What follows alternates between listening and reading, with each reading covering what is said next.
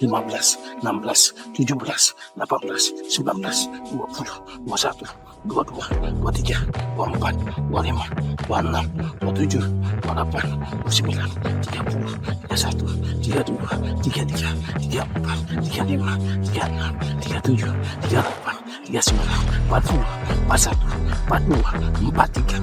Nah itu ya, jadi saya lakukan push up 43 tanpa ada jeda. Jadi ada orang berhenti di hitungan 25, hitungan 30, kemudian di hitungan 36 itu udah mulai sedikit, tapi saya push up saya konstan. Nah itu yang jadi pertanyaan sebenarnya itu ya, itu sebenarnya saya mampu sampai dengan 60-70 mampu, karena sering dan menggunakan metode yang baik dalam hal melatih kemampuan push up saya.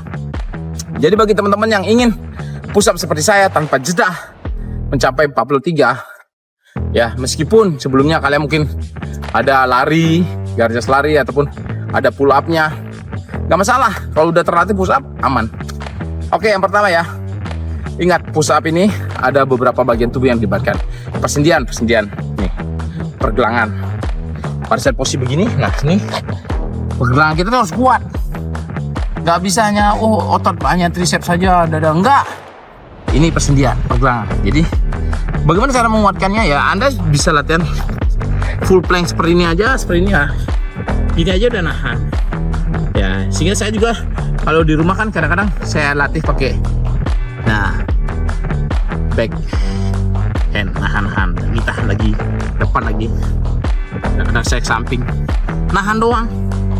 Ya, sebenarnya untuk melatih persendian. Kadang-kadang saya menggunakan bola tenis, meremas-remas pakai grip.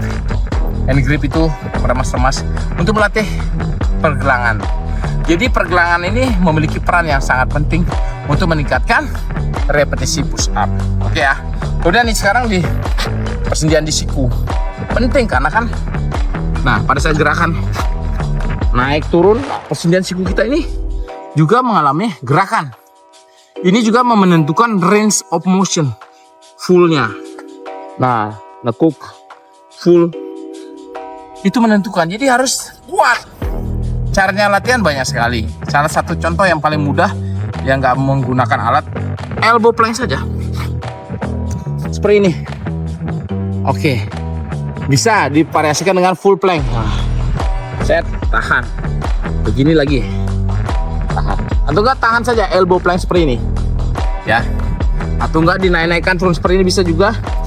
Jadi ini agak berat sih. Nah, ini. Turun lagi. Ini sebenarnya untuk melatih siku kita. Siku kita tetap berkontraksi naik turun sehingga dia kuat. Ya. Itu salah satu cara untuk meningkatkan kemampuan di persendian siku ini. Ya, jadi sangat penting sekali dan Anda perlu sadar bahwasanya tidak hanya kemampuan otot saja, tapi kemampuan di persendian siku ini ya. Kemudian berikutnya adalah kita gerak ke sana. Berikutnya saya akan informasikan bahwasanya di sendi bahu ini juga memiliki peran yang sangat penting dalam melaksanakan latihan push up. Kenapa penting? Lihat ini contohnya gerakannya seperti ini. Contohnya dari sana yang ambilnya ya. Nah, seperti ini. Pada saat turun, nah, set. Sendi kita berkontraksi, set. Ini bermain. Enggak, kamera dari sini ya. Sini kamera, ya. Enggak baik. Oke. Nah, bermain. Terus gimana caranya, King? Untuk melatihnya? Untuk melatih otot bahu kita. Itu sama. Elbow plank adalah cara yang terbaik untuk melatih otot bahu Anda, ya. Contohnya sini seperti ini, kalian. Elbow plank, ya. Seperti ini, oke? Elbow plank ini penting sekali, tahan, ya. Atau enggak seperti tadi. Posisi seperti ini dinaikkan. Kalau enggak full plank tapi badan dicondongkan ke depan. Nah, tetap kamera di sana, contohnya dulu. Elbow plank kan lurus nih, agak ke depan sedikit. Nah, dorong ke depan, set, tahan 1 menit. Selain melatih bahu, juga dia melatih brace ataupun di pergelangan. Jadi 2 persendian ini dilatih. Kencangkan dia persendian siku, ya. Itu harus dilatih, ya. Seminggu 3 kali lah, divariasikan saja kapan saja, ya. Itu 1, 2, 3. Oke, sambil mundur ya. Saya akan lanjutkan di otot sekarang. Tadi sudah persendian pergelangan, siku, kemudian di bahu. Nah, sekarang di otot apa saja yang dilibatkan? Apakah ada di otot tricep ataupun di forearm Anda ataupun di dada dan otot bahu, ya. Oke, kita lanjut ya. Sekarang kita bahas tentang otot. Yang paling dominan di sini kalau push up, pas otot dada dan tricep. Itu memiliki peran yang sangat dominan. Kenapa memiliki peran yang sangat dominan? Karena push, semua gerakan push pasti otot ini akan berkontraksi. Cara melatihnya adalah yaitu kalau push up Anda bosan dengan gerakan push up, hanya reguler push up begini, variasikan ya. Putar ke dalam bisa sampai dengan diamond ya. Itu variasi push up, itu menentukan juga tingkat repetisi Anda ya. Jadi kalian tidak hanya monoton satu gerakan saja, banyak variasi semakin bagus. Oke, yang berikutnya adalah bagaimana sih cara latihan repetisinya, bagaimana perlatihannya setiap latihan. Jadi kalau kalian mampunya hanya sumpama nih 20, maksimum 20, 1 menit hanya 20. Cara menentukan repetisi latihan bagi 2 aja, 20 bagi 2 10. Berarti 10 itulah yang dilaksanakan latihannya. 1 set mungkin 10 dulu. Yang benar gerakannya ya. Temponya sesuai dengan yang diteskan.